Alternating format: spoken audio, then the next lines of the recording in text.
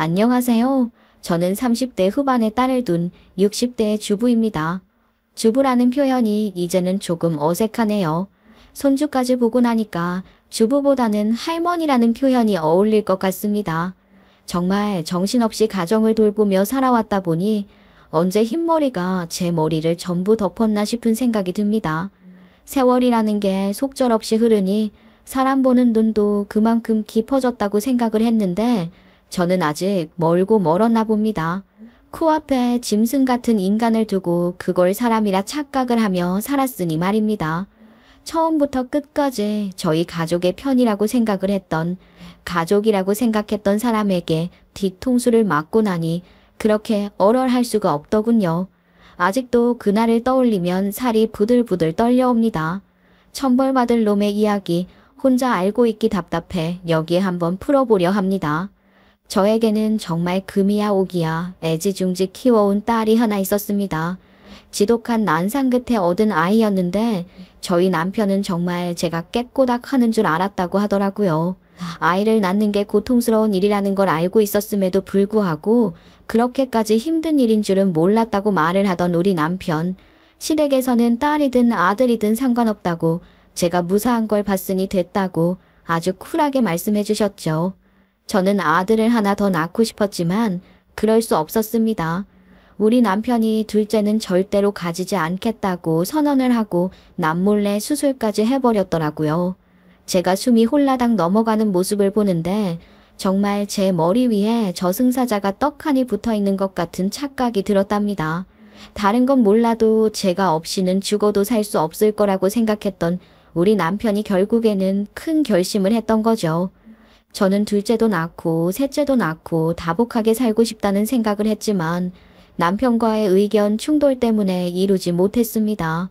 저나 남편이나 남 부럽지 않게 살아왔었기 때문에 아이 셋을 키워도 넉넉한 형편이었던 것은 맞지만 우리 남편은 하나만이라도 잘 키우자고 말을 했어요.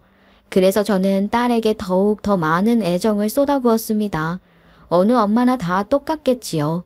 본인 딸이 가장 예쁘고 가장 천사 같지 않겠습니까? 우리 딸은 어릴 때부터 부끄러움이 많은 아이였어요. 어디 나서는 것을 싫어했고 항상 조용조용히 그림을 그리던 아이였지요. 손재주가 꽤 좋았습니다. 그냥 고슴도치도 지 새끼는 예뻐 보인다고 하실 수도 있겠지만 저희 딸은 남들이 봐도 천상 여자 같은 아이였어요. 얌전하고 사고를 치지 않는 그런 아이였지요. 저는 그런 딸에게 정말 심장이라도 떼어줄 수 있을 것 같았습니다. 남에게 주기는 너무 아까운 딸이었는데 우리 딸이 20대 후반에 저에게 할 이야기가 있다고 하더라고요. 그리고 딸 입에서 나온 이야기는 정말 상상조차 하지 못할 말이었습니다. 물론 언젠가는 저라는 둥지를 떠나 본인의 둥지를 틀 때가 올 거라고 생각을 했지만 그 시기가 이렇게까지 빠를 거라고는 생각하지 못했어요. 우리 딸이 저에게 수줍은 얼굴을 하고 소개를 시켜주고 싶은 사람이 있다고 말을 하더라고요. 저는 순간 심장이 덜컥 내려앉는 기분이었습니다. 무슨 딸에게 그렇게까지 집착을 하냐고 생각하실지도 모르겠지만 어렵게 낳은 하나뿐인 딸이니 이해를 해주셨으면 좋겠습니다. 그리고 전혀 예상치도 못한 시기에 그렇게 기습 공격을 해오는데 놀라지 않을 부모가 어디 있겠습니까? 엄마, 나 결혼하고 싶은 사람이 있어요. 엄마랑 아빠한테 꼭 소개를 시켜주고 싶은데 괜찮을까? 아빠가 너무 놀라지는 않을까? 너는 아빠 걱정만 되고 엄마 걱정은 안 되는 거야. 갑자기 무슨 결혼을 이야기하고 그래, 놀라게. 아예 아직 나이가 30도 되지 않았는데 벌써부터 결혼이 하고 싶다는 이야기를 한단 말이야. 뭐 하는 사람인데? 자리는 잘 잡았고. 엄마는 네가 지금의 감정에 너무 쉽게 결혼을 생각하는 건 아닌지 걱정이 돼서 그래. 엄마는 아직도 내가 애인 줄 알아? 나도 순수하게 생각하고 결정 내린 거니까 이해해 주셨으면 좋겠어요. 내가 결혼을 하고 싶은 사람은 그냥 평범한 회사원이야. 성실하게 일을 하고 있고 성격이 참 활발하고 둥글둥글해. 그래서 회사에서도 꽤 인기가 좋은 것 같아. 잘생겼어. 세상의 남자들이랑 다 똑같은 법이야. 네 아버지만 뺐고. 우리 엄마 아직도 아빠한테 콩깍지가 씌인 거야? 아니면 아직 나 아빠를 너무 사랑해서 그런 건가? 네가 결혼을 하겠다고 마음을 굳게 먹은 것 같아서 무슨 말을 해야 할지 모르겠지만 아직 세상에 볼 것이 얼마나 많은데 결혼을 하겠다고 하는 건지 참. 엄마는 너무 이런 거 아닌가 하는 생각이 든다. 조금 더 살펴봐도 좋을 텐데. 제가 그렇게 은근히 말렸지만 딸의 결정은 확고한 것 같았어요. 정말 운명 같은 사람을 만나게 됐다고 이 사람이랑은 하나부터 열까지 다 통하는 것 같다면서 지금 결혼을 하지 않으면 후회를 할 것 같다는 이야기를 하더라고요. 저는 딸이 그렇게까지 말을 하는데 말려야 할 이유를 더 이상은 찾지 못했죠. 무작정 반대를 하기보다는 일단 어떤 사람인지 한번 겪어보는 것도 나쁘지 않겠다는 생각이 들었고 남편과 저는 사위가 될 사람을 한번 만나보기로 결정을 내렸습니다. 그리고 딸이 결혼 이야기를 꺼냈다는 것에 충격을 받은 남편은 제 옆구리를 콕콕 찌르면서 일단 반대부터 하고 보자는 식으로 말을 하더라고요. 우리 남편도 딸을 저보다 더 아꼈으면 아꼈지 결코 부족한 사람은 아니었어서 더 그렇게 말을 한 것 같아요. 사위감이 오면 아주 혼쭐이라도 한번 내줄까. 결혼하겠다는 소리를 두 번 다시는 하지 않도록 말이야. 어때? 아직 30도 안 됐는데 벌써 시집 보낼 생각하니까 가슴이 시리지 않아? 아무리 그래도 어떻게 겪어보지도 않고 혼쭐을 내. 아이 우리 딸이 누구 닮았어? 우리 닮았잖아. 떡부러지게 괜찮은 사람 골라왔겠지. 내 딸 데려가는 도둑놈이라고 생각하지 말고 한번 진득하니 살펴보자고. 정말 괜찮은 사람이면 결혼시키는 건 나쁘지 않지. 그거 진심이야? 아이고 언제부터 그렇게 쿨하셨나 몰라. 나는 우리 딸 시집 보낼 생각하니까 이 벌써부터 심장이 아려오는데 에휴 냉혈한 같으니라고. 남편은 저에게 오바를 하면서 말을 하기까지 했었죠. 우리 딸 사위가 처음으로 인사를 드리러 오기로 한 날 신신당부를 하더라고요. 색안경 끼고 바라보지 말고 본인이 너무너무 사랑하는 사람이니까 그만큼의 대우는 해주었으면 좋겠다고요. 아마도 남편이 으름장을 놓으려고 한 것을 알았던 것 같아요. 그 연락에 남편의 입이 꾹 다물어지더라고요. 그렇게 예뻐하는 딸의 부탁이었으니까요. 그렇게 사위를 딱 보게 되었는데 키가 조금 작은 편이긴 했지만 아주 멀끔하고 첫 인상이 좋더라고요. 굳이 단점을 꼽으라면 조금 능구렁이 같은 모습이 있었다고나 할까요? 본인 딴에는 칭찬으로 받으려고 하는 행동과 말 같았는데 듣는 사람 입장에서는 너무나도 아부같이 느껴지더라고요. 사람이 조금 기회주의자 같은 모습이 있긴 했지만 그게 크게 거슬리는 것은 아니었어요. 말도 재미나게 잘하고 비위도 잘 맞추고 무엇보다 술을 잘 마시더라고요. 저희 남편이 또 엄청난 말술이거든요. 우리 집 사위가 되겠다고 왔으니 술을 얼마나 잘 마시는지 그것도 한번 봐야지. 술 버릇이 있나 없나 말이야. 그렇게 식탁에다가 떡하니 술을 줄줄 깔아놓고 대작을 하듯이 마시기 시작하는데 사위가 또 술을 잘 먹대요. 호기롭게 술 대결을 하자고 달려든 우리 남편이 먼저 취하는 꼴을 살다 처음 봤습니다. 친구들을 만나도 절대로 술로는 밀리지 않는 사람이었는데 사위는 이기질 못하더라고요. 남편이 먼저 취해서 자러 들어간다고 방에 가버리고 저는 멀뚱멀뚱하게 앉아있는 사위를 툭툭 치면서 방에 이부자리 깔아놨으니까 들어가서 자라고 했죠. 툭툭 치는데 옆으로 그냥 고꾸라져 버리는 게 아니겠어요? 쿵 소리가 났는데도 일어나질 못하더라고요. 제가 정말 어찌나 웃기던지 정신력 하나는 인정해줘야 한다 싶었습니다. 다음날 콩나물국 시원하게 끓여서 남편과 사위에게 주었더니만 둘 다 한 그릇 싹싹 비우더라고요. 하하, 내가 자네 정신력 하나는 인정하네. 합격이야. 그렇게 정식으로 인정을 받고 본격적으로 결혼 준비를 시작하는데 마음 한구석이 뻥 뚫린 것 같더라고요. 딸이랑 지지고 볶고 했던 시간이 있긴 했으니 시원한 감정도 생길 거라고 생각했는데 어쩜 그리 섭섭하기만 한지. 다들 자식들 결혼시킬 때 저와 같은 감정을 느끼셨는지 모르겠습니다. 그렇게 결혼식 당일에 웨딩드레스를 입고 버질로드를 걸어가는 딸을 보는데 눈물을 한바탕 쏟아내고 말았습니다. 곱디 곱더라고요. 우리 딸이 시댁에서도 예쁨을 받고 결혼 생활을 잘하길 얼마나 기도했는지 모르겠습니다. 제 앞에서 키워주셔서 감사하다고 인사를 하는데 저도 모르게 소리를 내면서 눈물을 흘리고 말았네요. 남편이 옆에서 화장 지워준다고 농담을 던져도 눈물이 멈추질 않았습니다. 그렇게 딸이 신혼살림을 시작하게 되었는데 이제 막 20대 후반이 된 둘이 모아둔 돈이 있으면 얼마나 있었겠나요? 거기다가 사돈댁도 그렇게 넉넉한 형편은 아니었습니다.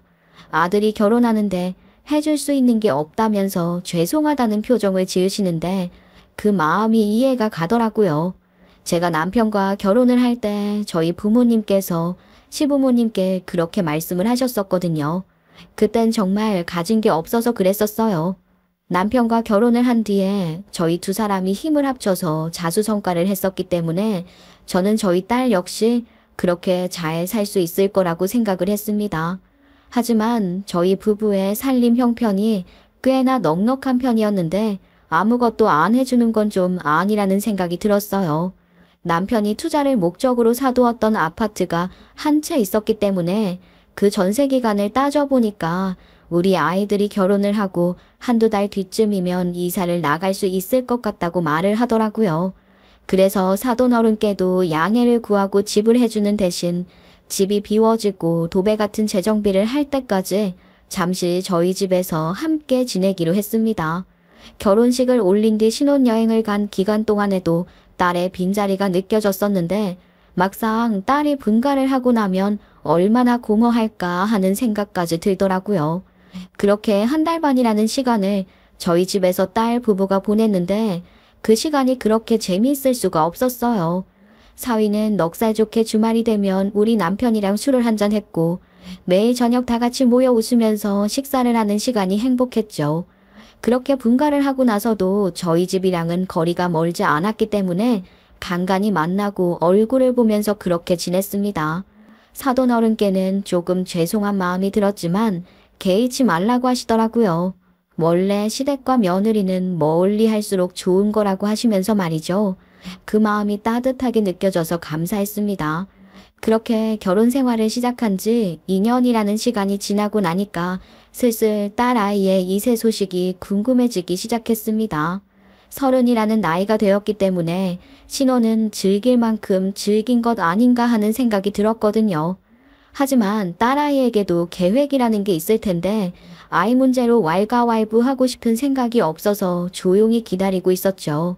집안일을 하면서 시간을 보내고 있던 어느 날 딸 아이에게서 전화가 걸려왔더라고요. 평소에도 살갑게 전화를 거는 아이라 여보세요 하고 받았는데 딸아이 목소리에 힘이 없는 것이 아니겠습니까? 무슨 일인가 싶어서 물어보았더니 애가 울음을 팍 터트리더라고요.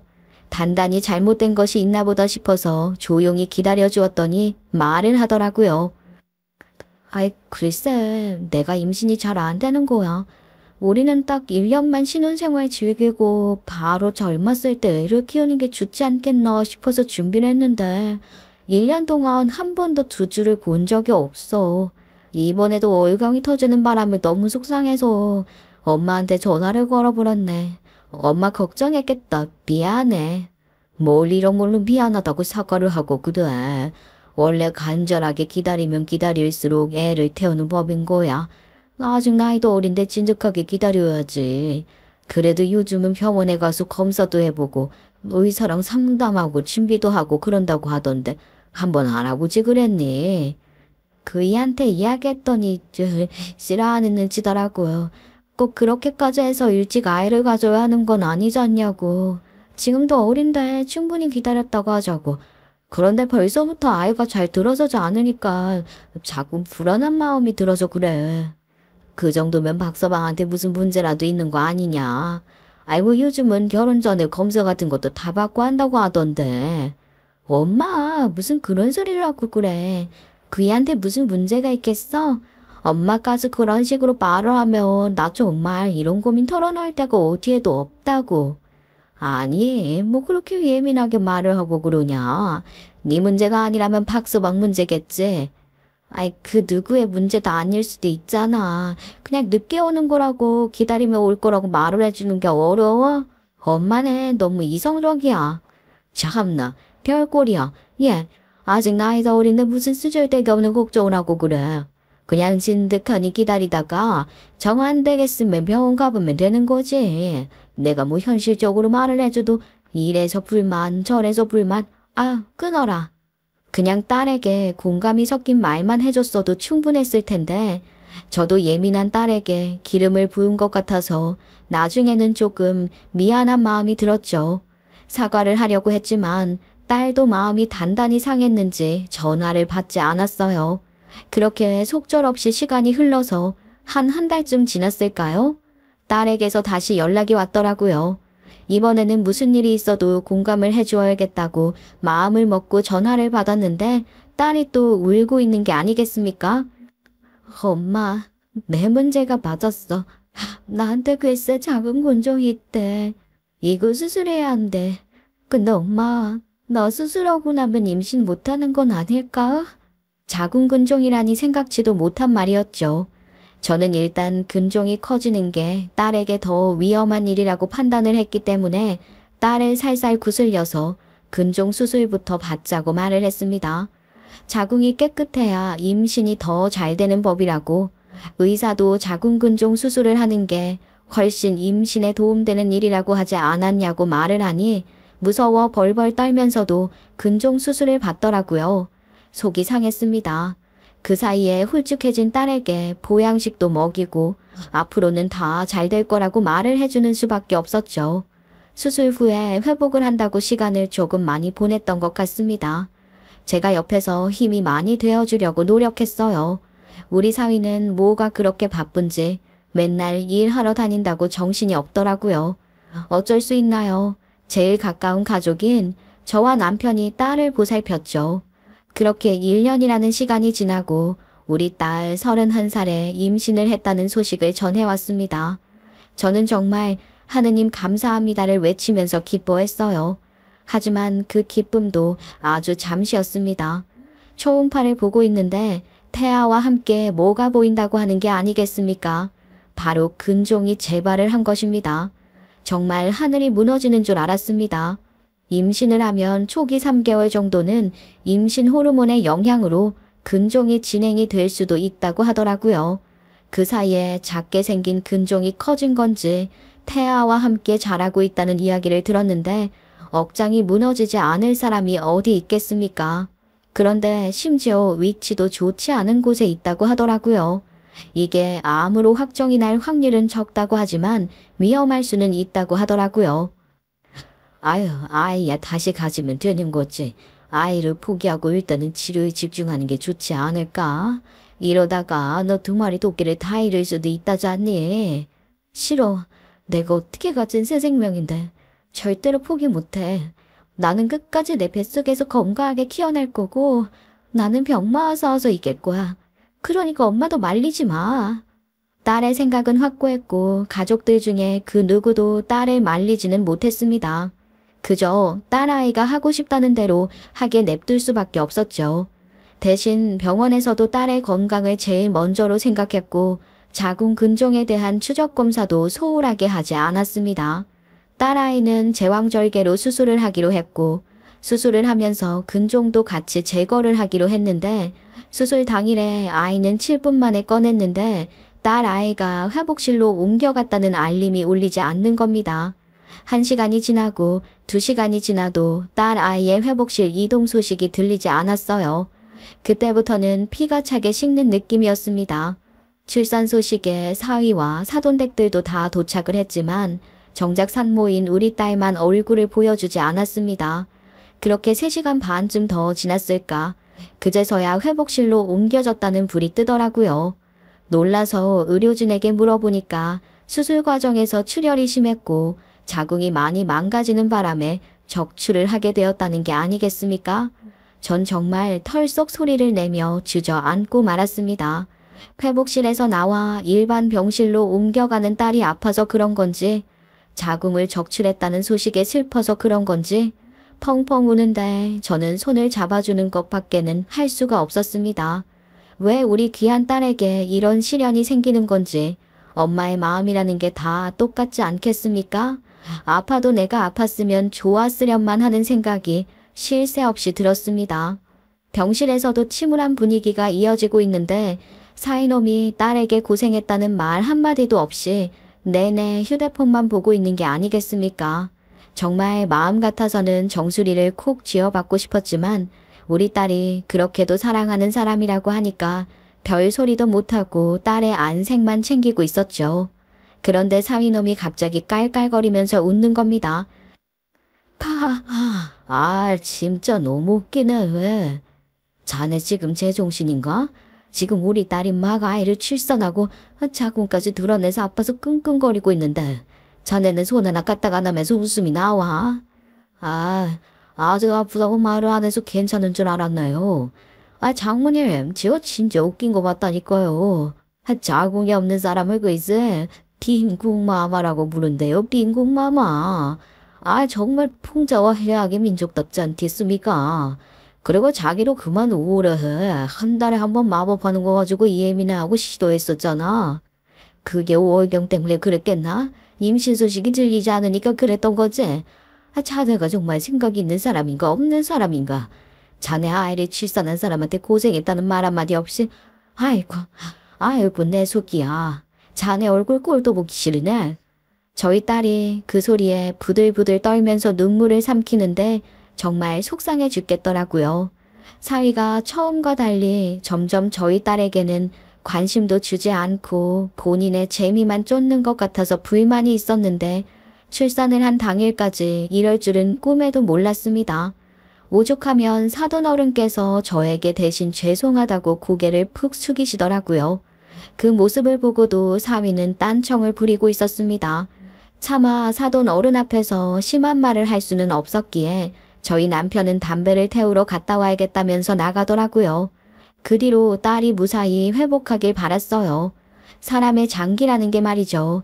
있어야 할 것이 없으면 몸이 축나듯이 아프기 마련이더라고요. 특히 자궁이라는 것은 여자의 중심이지 않겠습니까? 배 한가운데가 텅 비어버렸는데 어떻게 힘이 나겠습니까? 딸은 출산 이후 후유증도 있었지만 자궁 때문에 몸이 더 아픈 듯 했습니다. 기력이 죽죽 빠지고 그 갓난쟁이 아기가 무거우면 얼마나 무겁겠어요. 끽해봐야 4kg밖에 안 되는데 그 아이를 안아 올리지도 못할 만큼 힘들어 하더라고요. 그래서 저는 딸아이가 조리원에서 나온 이후 내내 옆에 붙어 있었습니다. 어차피 신혼집을 저희가 해주었기 때문에 사위는 찍소리도 하지 못했어요. 장모님 오늘도 오셨네요. 요즘 매일매일 오시는 것 같은데. 왜? 자네가 불편한가? 지금 시간이 10시인데 말이야. 내가 오죽하면 이 시간까지 안 가고 기다렸겠나? 자네가 일이 바쁘다고 하니 그런가 보다 하고 넘어가는 거지.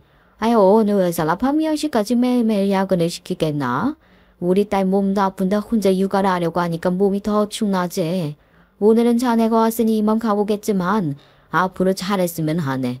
이 집도 우리가 해준 집인데 자네 스스로 한 게 뭐가 있다고. 참. 자존심은 건드리고 싶지 않았지만 사람이 해도 너무한다 싶으니까 막말이 나오더라고요. 정말 손주를 제가 대신 키워준 것이나 다름없었습니다. 우리 딸이 시간이 지나면 지날수록 시름시름 알아가는데 어쩌겠습니까? 대신 아파줄 수 없으니 딸이 해야 할 일을 제가 대신 해주는 수밖에 없었습니다. 그렇게 제가 매일매일 딸의 집에 출근해서 손주를 봐주는 동안 사위는 일이 바쁘다면서 집에 빨리빨리 들어오지도 않더라고요. 답답했죠. 그 시간을 무려 5년이나 보냈습니다. 하지만 결국 터질 게 터지고 말았습니다.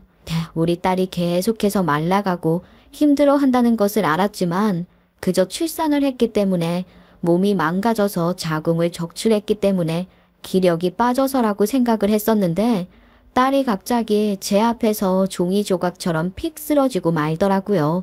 저는 정말 뭐부터 해야 할지 모르는 사람처럼 멍하니 서 있었습니다. 사람이 쓰러질 때 정말 그렇게 뒤로 넘어가듯이 휙 쓰러지는 줄은 몰랐습니다. TV나 영화에서만 보던 장면이랑은 다르더라고요. 놀란 마음에 책을 보면서 놀고 있는 손주는 신경도 쓰지 못하고 119부터 불렀습니다.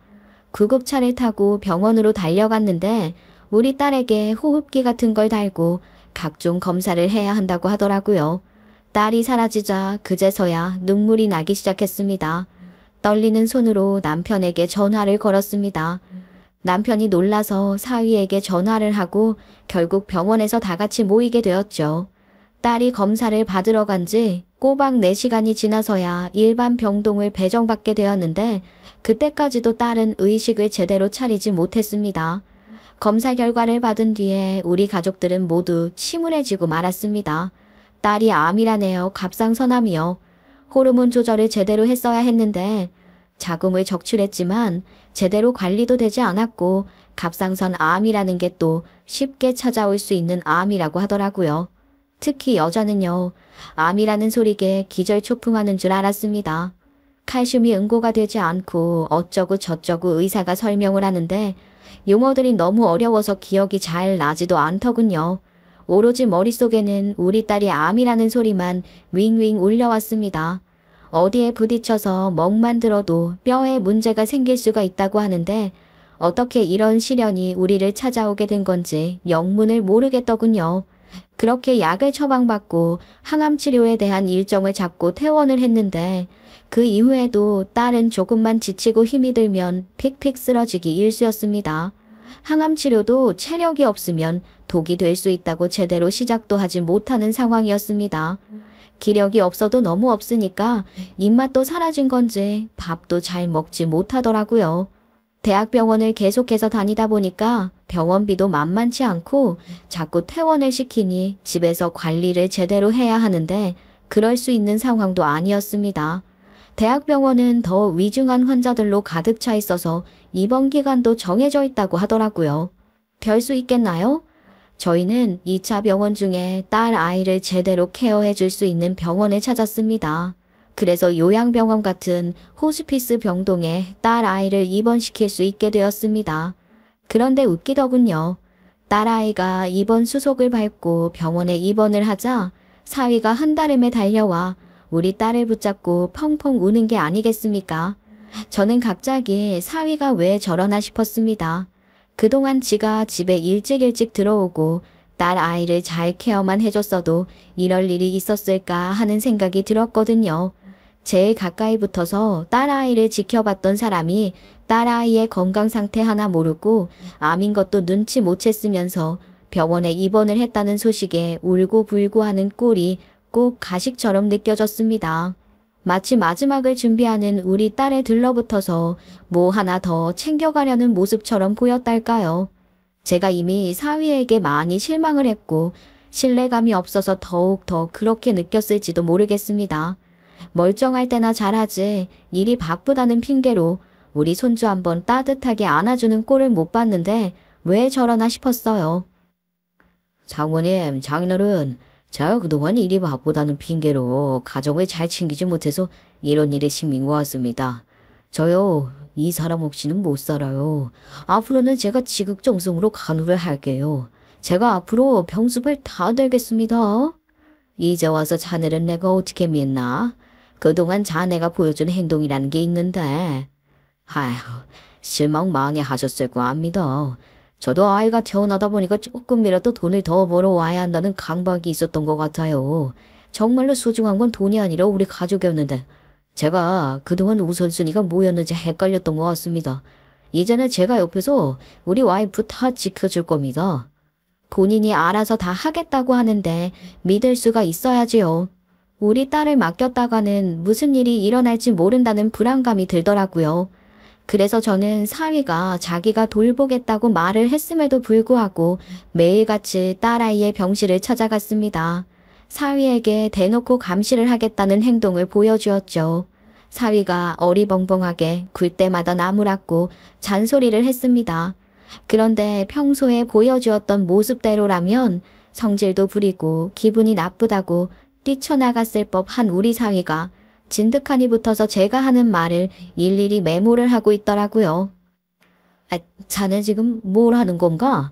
무슨 메모를 하는 거야? 아무래도 장모님이 저보단 이 사람을 훨씬 잘 케어하시니까 제가 메모라도 받아주고서 해야 할 일을 정리해두려고요.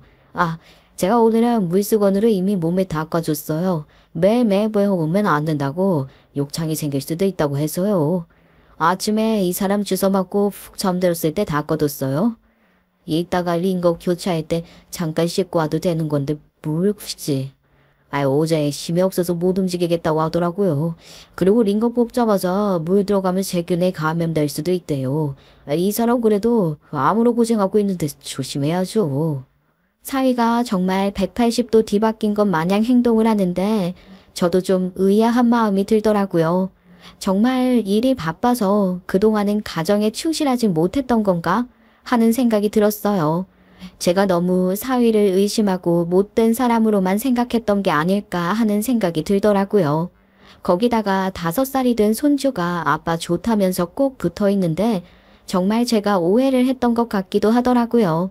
사위는 그 뒤로 정말 달라진 모습을 보여주었습니다. 손주를 기꺼이 챙기면서 우리 딸의 굳은 병수발을 전부 다 들었어요.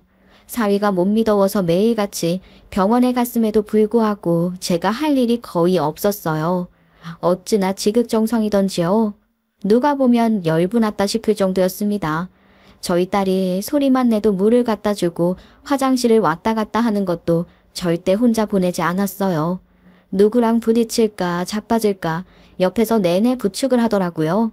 밥도 먹여주고 얼굴도 찝찝하지 않게 닦아주고 휠체어에 태우고 산책도 시켜주더라고요. 그뿐만이 아니라 병원이라는 환경이 결코 아이에게 좋지 않음에도 불구하고 손주를 어린이집에 보내는 게 마음에 걸린다며 병원에 데리고 와서는 꼬박꼬박 책도 읽어주고 숫자 공부, 한글 공부도 시키더라고요. 심지어 우리 손주는 병원이라는 곳이 익숙해진 듯 아주 제 집 안방처럼 편안하게 지내기 시작했어요. 사위가 정말 열심히 병간호를 한다고 생각을 한 이유가 주변 병동 사람들이 하나같이 우리 사위를 칭찬하더라고요. 아이고 그 집 사위가 일도 그만두고 병수발을 든다면서요. 저런 사위가 있으니 얼마나 든든하겠어. 요즘 남자들은 말이야 마누라가 아프면 신경은커녕 나가서 바람 피우기 바쁘지. 일까지 그만두고 이렇게 병수발 드는 게 쉬운 게 아니라니까. 아유 그리고 너 얼마나 친절한지 몰라. 뭐 누가 놀러왔다가 음료수라도 사오면 병동 사람들한테 하나하나 더 나눠준다니까. 사위가 아주 대단하다고 칭찬을 해주는데 괜히 제가 다 으쓱하더라고요. 그래서 사위가 하는 행동 하나하나 고깝지 않게 보던 시선을 거뒀죠. 땀을 뻘뻘 흘리면서도 우리 딸이 편안하게 쉴 수 있도록 노력하는 모습이 예뻐 보이더라고요. 아유 자네 아이까지 데리고 와서 병간호하기 힘들지 않어? 애 어린이집 등하오는 내가 시킬 테니까 자네는 자네가 할 수 있는 일에 집중을 하는 게 좋지 않겠나. 저도 그 생각을 안 해본 것은 아니었는데 병원에서 언제까지 아이랑 시간을 보낼 수 있을지도 모르는 일이잖아요. 항암 치료를 꾸준히 하고 있지만 아직 치력이 떨어지지도 않고요. 와이프가 아이랑 조금이라도 더 눈을 마주치고 대화를 할 수 있으면 좋을 것 같아서요. 그리고 그 집이 제 명의가 아니다 보니까 아이랑 둘이 있어도 꼭 남의 집에 있는 것 같은 느낌도 들고 이제는 이 병원이 더 제 집 같은 생각이 들어요. 병원에서 마음의 준비를 하라고 했던 것은 아니었지만 사위의 작은 배려라는 느낌이 들더라고요. 이 시간도 언젠가는 웃으면서 이야기를 할 수 있지 않을까 하는 생각도 했고요. 하지만 아무리 생각해도 아이가 지내기엔 좋지 않은 환경이었죠. 병도명이었지만 6인실 병동이다 보니까 보호자들이 항상 자극적인 방송을 틀어놨었거든요. 예를 들면 사랑과 전쟁 같은 프로그램 있잖아요. 아무래도 요양병원이라 다들 나이대가 있어서 그런 건지 그런 프로그램을 좋아하더라고요. 그래서 저와 남편은 큰 결심을 하게 되었습니다. 사위가 일까지 그만두고 저희 딸 아이를 위해서 시간을 온통 쏟아내고 있는데 저희가 도움을 줄 수 있는 일이 필요하다면 두 팔 걷어붙이고 도와주어야 하는 게 아닌가 하는 생각을 했거든요. 저희가 그래도 그동안 쌓아온 재산도 있고 또 노후 준비도 다 되어 있었으니 영향이 가지 않는 선에서 금전적인 도움을 줄 수 있는 부분이 있다면 모조리 쏟아부어 버리자고 결심을 한 것입니다. 딸 아이는 회복을 하는 듯 하면서도 차도가 없었고 언제까지 병원에 있어야 할지도 모르는 상황이었기에 국적북적한 6인실보다는 1인실에서 편안하게 치료에 집중할 수 있게 만드는 게 중요하다고 생각을 했어요. 물론 가격이 확 올라가고 장기전으로 가게 된다면 오히려 독이 될지도 모르는 선택이라 생각했지만 우리 딸은 병마와 싸워서 이겨낼 수 있을 거란 생각을 했습니다. 병원에 말을 해서 1인실로 옮기고 우리 사위가 편안하게 남들의 간섭이나 눈치를 보지 않고도 딸을 간호할 수 있는 환경을 만들어 주었습니다. 사위는 저희에게 고맙다고 절도 했어요. 정말 감사합니다. 안 그래도 유딘실에 코르고 오는 분이 계셨는데 밤디가 예민한 우리 와이프가 잠을 자주 설쳤었거든요. 이제는 한결 편해질 것 같습니다. 저도 이제는 좀 편안하게 쉴 수 있겠어요. 사실 집을 팔아서라도 1인실로 옮겨주고 싶었었는데 그 집 명의가 제 명의도 아니고 함부로 전세를 줄 수도 없고 그래서 좀 힘들었거든요. 그렇게 말을 해주는데 진작에 옮겨줄 걸 싶더라고요. 하지만 환경이 좋아지면 금방 나아질 거라고 생각했던 우리 딸은 무려 2년이라는 시간이 지나도록 제자리에 머물러 있었습니다. 60kg였던 몸무게는 43kg까지 빠지게 되었고 정말 거죽대기만 남았다는 생각이 들 정도로 바싹 마른 장작 같은 모습을 했죠. 항암 치료제 때문에 머리털은 다 빠져서 모자를 쓰지 않으면 흉측해 보일 정도였습니다. 무려 2년이라는 시간을 투병을 했는데 사람이 병원에만 있어서 그런지 정말 기력이 사라지는 게 눈에 보였어요. 우리 딸이 점점 빛을 잃어가고 흑색이 되어가는데 제 억장이 함께 무너지는 것 같았습니다. 병원에서도 차도도 없고 어떻게 해야 할지 모르겠다고 하더라고요. 약을 바꿔보자는 말만 2년 동안 3번을 들었습니다. 딸은 약이 독한지 매일같이 자고 있는 모습만 보여주었어요. 잠에서 깨도 몇 시간 버티지 못했죠. 거기다가 쇼크를 반복했습니다. 잦은 투약과 주사로 인해서 딸에게 핀쇼크 같은 것이 생겼나 봅니다. 주사 바늘이 들어올 때마다 약간의 쇼크를 일으키는데 정말 무서워 죽는 줄 알았습니다. 우리 사위 역시 그런 딸을 보면서 엄청나게 울더라고요. 온 가족이 침울해 있는데 갑자기 7살이 된 손주 입에서 엉뚱한 말이 튀어나오는 게 아니겠습니까? 아주 확 사라져봐야지. 너만이라도 나면 얼마나 좋아. 그래도 조금만 버티면 돼. 아니 민율아, 그게 무슨 소리야. 사라져버리라니. 박민율, 아빠가 그러고 따라하지 말라고 했어 안 했어? 장모님 죄송합니다. 글쎄 제가 6인실 병동에 있을 때부터 사랑과 전쟁이라는 드라마에 푹 빠져서 그 프로그램 열심히 보다 보니까 민율이가 자꾸 거기 나오는 대사를 따라하네요. 사실 어린이집에 가서 친구들이랑 열심히 놀아도 모자랄 시간에 내내 병원에서 TV만 보고 있으니까 그런 대사를 외울 수도 있겠구나 싶더라고요. 그 프로그램의 주제가 보통 불륜이 많고 또 대사들도 자극적이다 보니까 애들이 따라하기 쉽겠다 싶은 생각도 있었고요. 아이 참, 어머니도 알고 있다고? 내가 무슨 바람을 피운다고 그래. 오해야. 에이구 머니나.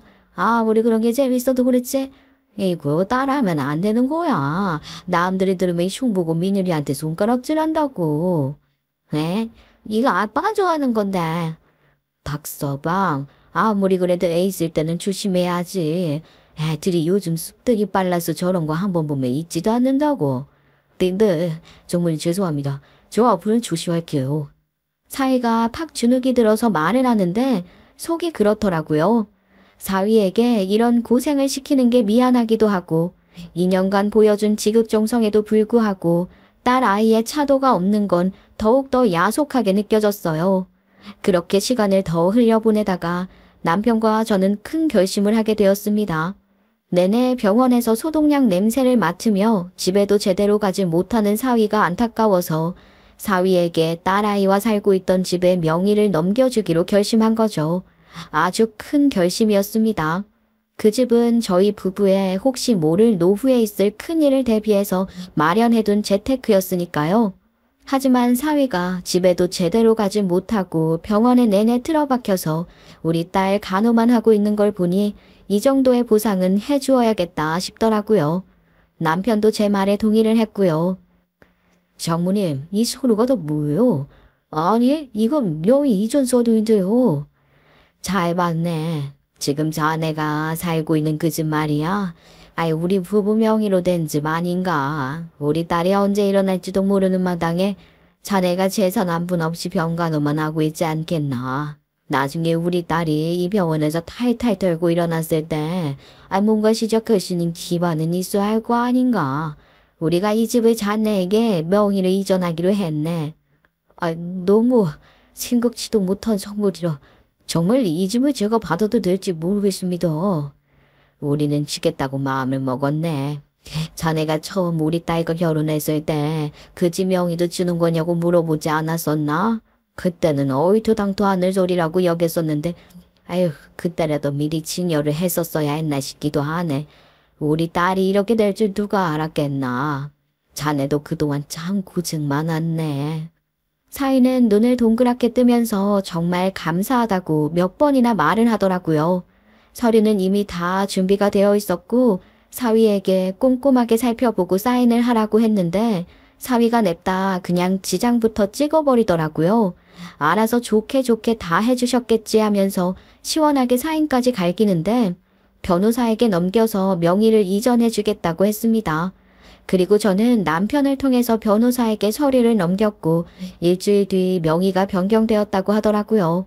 등기부등본을 한 장 떼서 사위에게 전해주었습니다. 자, 이제 그 아파트는 자네 것이 되었네.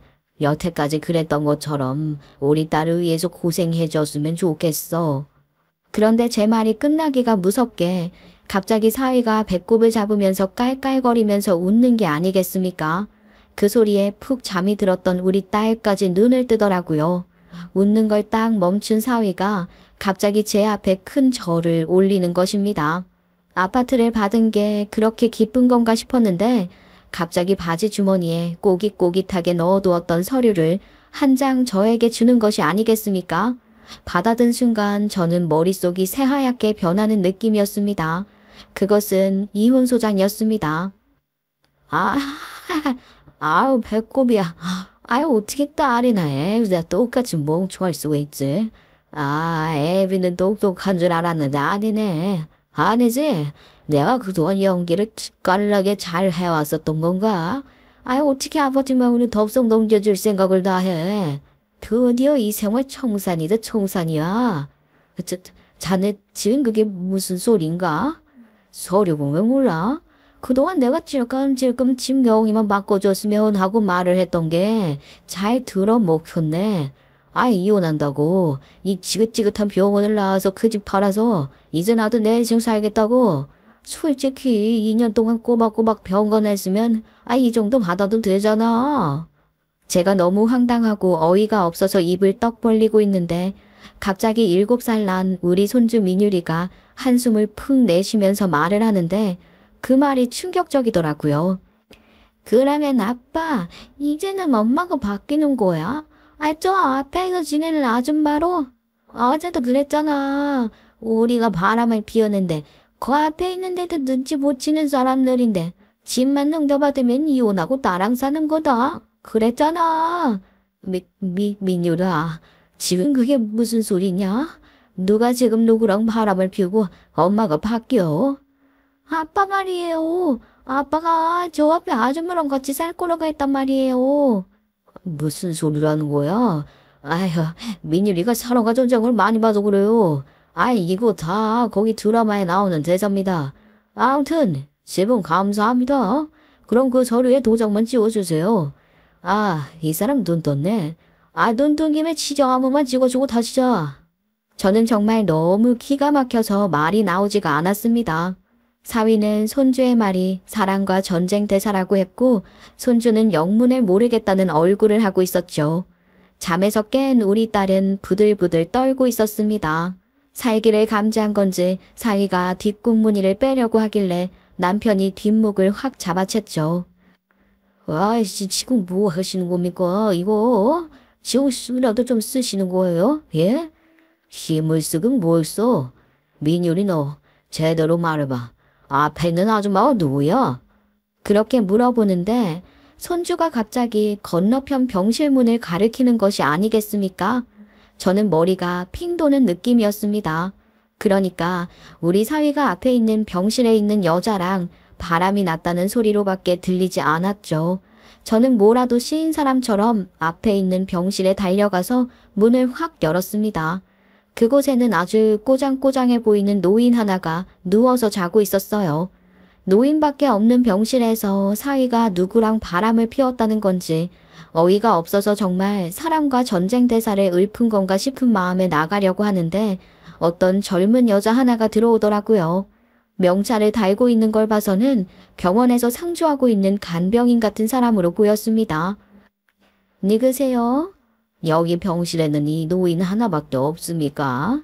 네, 여기 할머니 혼자 지내고 계세요. 혹시 뭐 찾으러 오셨나요? 아닙니다. 죄송합니다. 그렇게 말을 하고 나가려고 하는데 순간 번뜩 스치더라고요. 간병인이랑 바람이 나지 않으라는 법이 세상에 어디에 있겠습니까? 나이대도 젊어 보이는 것이 하루 종일 병원에 상주하고 있을 텐데 그럼 우리 사위랑 충분히 눈이 맞고도 남겠다는 생각이 들더라고요. 그 생각이 머릿속에 자리를 잡자마자 저는 고개를 획 돌려 도끼 눈을 뜨고 간병인을 째려보았습니다. 그리고는 다짜고짜 물어보았죠. 내가 이 앞 병동에 있는 여자 엄마인 거 알고 있죠? 혹시 당신이에요? 우리 사위랑 바람난 년이 년이냐고? 그랬더니 간병인이 헉하는 숨을 들이키더니만 열린 병실문 너머에 있는 사위놈을 딱 바라보는 게 아니겠습니까? 그 말은 긍정의 표시나 다름없었습니다. 저는 헷가닥 열이 받아서 그만 그 간병인의 머리채를 확 잡아챘습니다. 그러자 사위놈이 달려오더니만 저를 뜯어 말리는 게 아니겠어요? 저는 정말 미쳐버리는 줄 알았습니다. 아유, 왜 이 사람의 머리채를 잡고 그러세요? 아무 죄도 없는 사람입니다. 죄가 없긴 뭐가 없어. 감히 내 딸이 누워있는 병실 앞에서 바람을 피워놓고 니들이 무슨 로맨스라고 이렇게 당당하게 굴어? 이 할머니가 노망이 났나? 손 떼라고. 손 안 떼? 이 사람 아주 불쌍한 사람이라고. 그래서 내가 지켜주고 싶어서 그러다. 병실에 내내 누워있는 사람보다 밝고 건강한 사람에게 끌리는 게 당연한 거 아니겠냐고. 2년이나 병원 했으면 열심히 한 거잖아. 그러니까 아파트라는 보상도 많았고. 감히 우리를 감쪽같이 속여준 주제 뭘 잘했다고 그렇게 말을 해. 그래, 속인 건 잘못했다 칩시다. 근데 뭐 서로 사랑하게 된 것에 무슨 죄가 있다고 그래. 도대체 우리가 뭘 잘못했는데. 이제 받을 거 다 말았고 볼거리 다 봤으니까 잊지 맙시다. 예? 아파트는 저희 신혼살림으로 잘 쓰겠습니다. 아이고, 그 아파트를 신혼살림 차릴 수 있게 허락해준다고 누가 그래.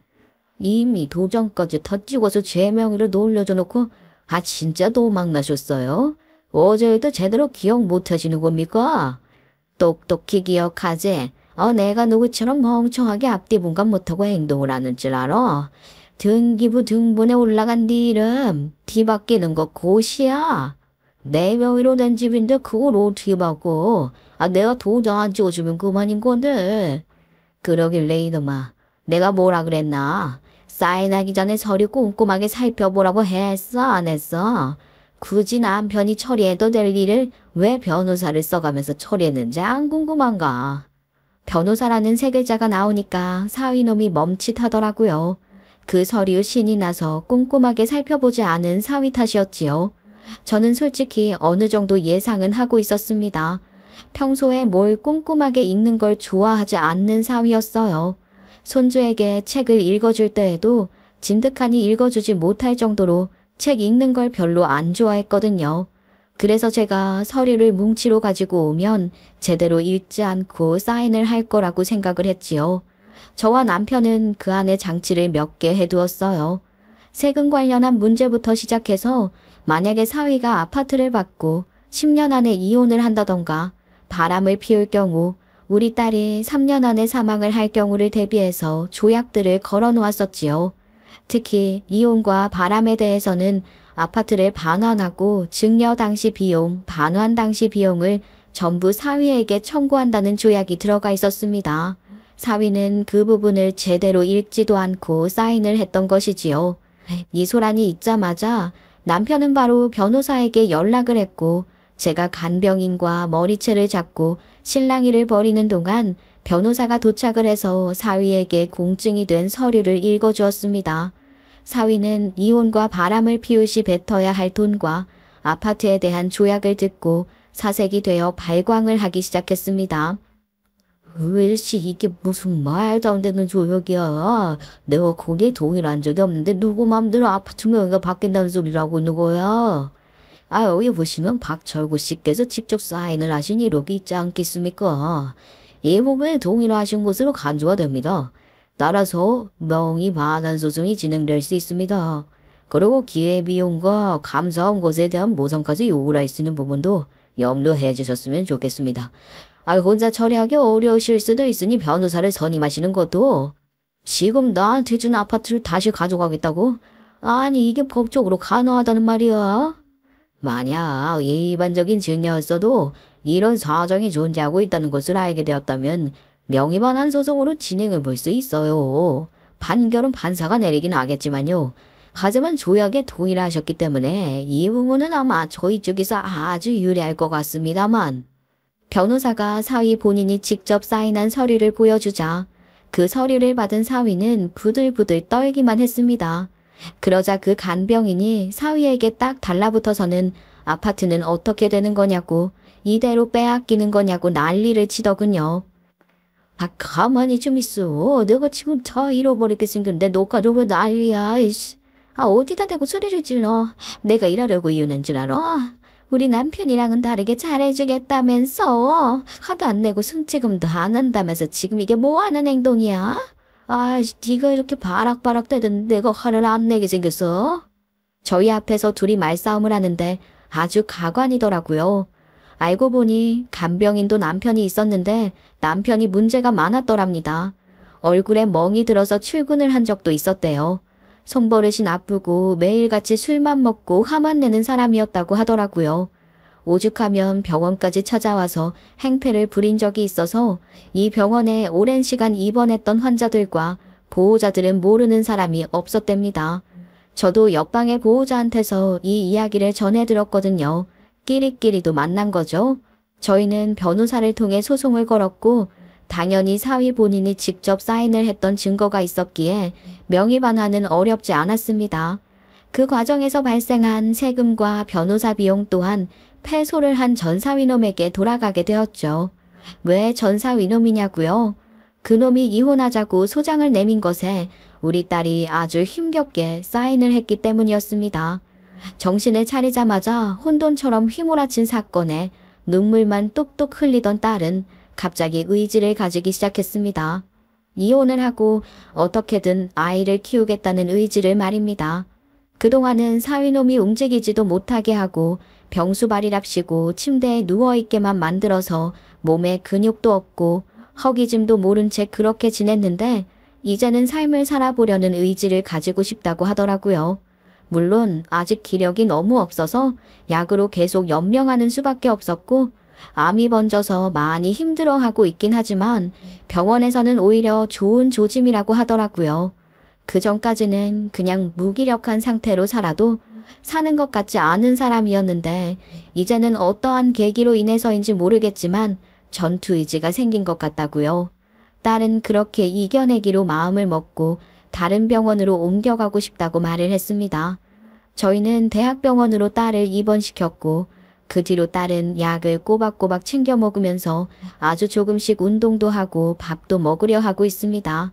오로지 손주 때문에 말입니다. 간병인 그 못된 년은 요양병원에서 잘리게 되었고 전 사위놈이랑은 붙어먹었는지 갈라졌는지는 모르겠습니다. 그리고 전 사위놈은 돈이 없다면서 소송에서 패소하고 배째라 하고 있었고요. 저희도 더럽고 치사해서 아파트 명의만 받고 끝내려고 했는데 전 사돈 어른들이 저희를 찾아와서는 비용을 모두 돌려주고 가셨습니다. 자식을 잘못 키워 죄송합니다. 이 돈은 저희 집안 돈입니다. 아들놈이 못나도 너무 못나서 나몰라라 하고 있으니 저희라도 갚아야지요. 없는 살림인 거 뻔히 알면서도 자식을 위해 돈을 내미는 그 모습이 이래서 부모는 자식을 위해 못하는 것이 없나 봅니다.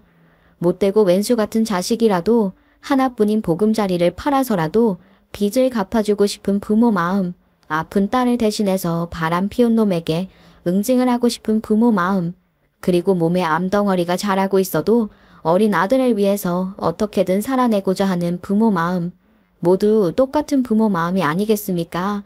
저는 그 돈을 받았습니다. 그리고 앞으로는 두 번 다시 보지 말자고 이전 사돈들에게 신신당부를 했지요.